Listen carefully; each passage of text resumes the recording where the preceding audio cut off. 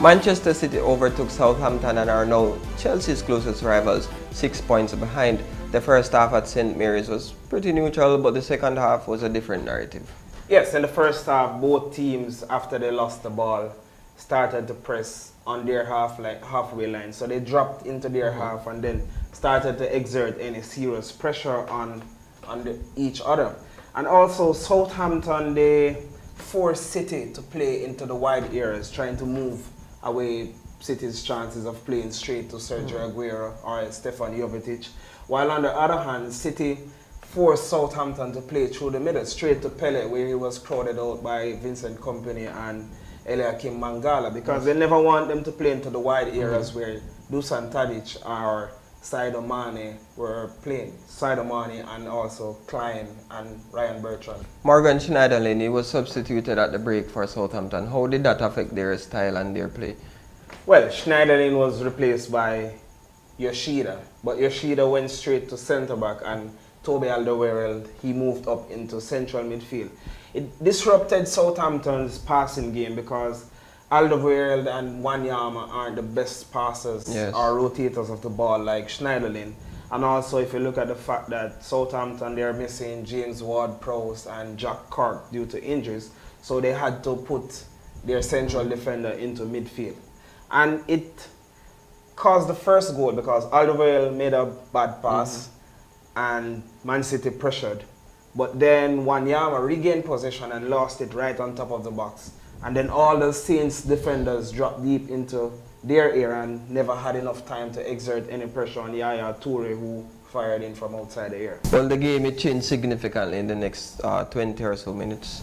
Yes, Samir Nasri, who started on the left for Manchester City, but he played more centrally to help Yaya Toure and Fernandinho control the central areas. He was shifted behind Sergio Aguero when Stefan Jovetic was replaced by James Milner. At 1-0 up, Manuel Pellegrini figured that Milner could put in an attacking shift, but also help to slow down or limit the attacks from Nathaniel Klein, Southampton's attacking right back. And then Nasri himself was replaced by Lampard as Manchester City went a little bit deeper in a 4-3-3 with Milner and Navas flanking Sergio Aguero. But then on the other side, Shane Long, he replaced Sadio Mane, who was pretty much ineffective.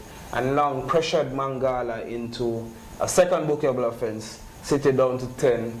Navas came out, Demichelis went in, and Fernandinho moved to the right midfield with Lampard and Toure as central midfielders. So City were pretty much 4-4-1 with Sergio Aguero. And you mentioned that City went down to 10 men with Mangala centre, but Southampton, they didn't control the game after that, did they?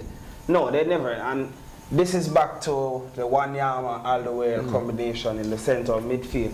They gave away possession easily, and even though they had good spells in the game, they never controlled the possession, or they never made those penetrative passes that you'll need to break down 10 men. And Manchester City, maybe learning from what Bayern Munich did against them, adjusted well. But then if you look at the second goal, which was a killer, then Stephen Davis, he miscontrolled the ball. James Milner pressured him. But if you look at Alderweireld's positioning, he moves now to cover the centre-back because Nathaniel Klein is out of the picture. On the other side, Ryan Bertrand is out of the picture. But Victor Wanyama's positioning is too high up. Yes, it was too high up. So when Alderweireld goes across to cover the centre-back, Lampard receives the ball and then is in a free space, pretty much where Wanyama should have been. And the second goal that really killed Southampton. They tried to mount further attacks because they said, all right, playing against 10, we're 2-0 down at home. We still maybe can get it, but Manchester is... But let's, before we close, just let's look at this result for Southampton. It's the first that they're playing one of the big teams, so to speak, and they have failed miserably. They have slid now to third in the league. Can we expect this slide to continue once they play Manchester United, Arsenal, and the rest of the bigger clubs? Well, against City, it was their individual players. Most of the individual players, they never stood up and played. But tactically they weren't far off because they neutralized City for the first half of the game. Maybe Schneiderlin's recovery will help to determine how Southampton fare. But Yes. if you look at them matching up against Arsenal, who they have in midweek, they could compete, but again, Schneiderlin or Jack Clark's availability will help to determine. They weren't blown out by City, even though they lost 3-0, but they showed they can compete. And with the other teams around faltering, maybe they have a chance to stay in the top 4, but they need to at least win one of those Big 3 games. Well, to use a cliche, Southampton will now have to go back to the drawing board and see if they can win. So City are now in second on 27 points, at 1 ahead of Southampton, but still 6 behind Chelsea. And that's it for today's episode of Hashtag Football. But you can watch our previous episodes on our YouTube channel at Bazzle TV or tweet us at Bazzle TV.